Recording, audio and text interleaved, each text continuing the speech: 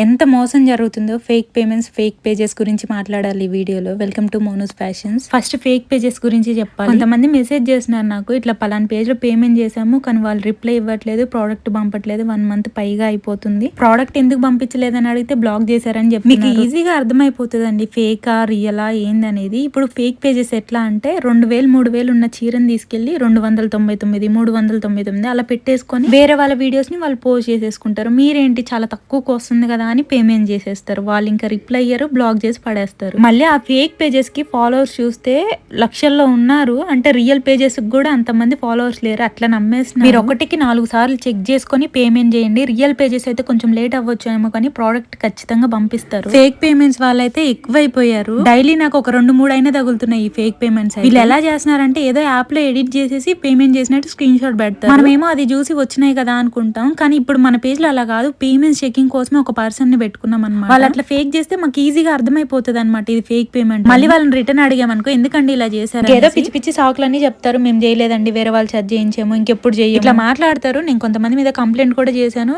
మీరు అనుకుంటున్నారో ఏదైనా ఒకటి సారి ఫ్రీగా వస్తుందేమో అనేసి, అంతకంత పోతాయండి, మీకు ఖచ్చితంగా పోతాయి ఇట్లా మోసం చేసి. బిజినెస్ లో ఉన్న ప్రతి ఒక్కరు పేమెంట్స్ చెక్ చేసుకొని కన్ఫర్మ్ చేసుకోండి. ఫేక్ పేమెంట్స్ అయితే చాలా జరుగుతున్నాయి, చాలా జాగ్రత్తగా ఉండండి.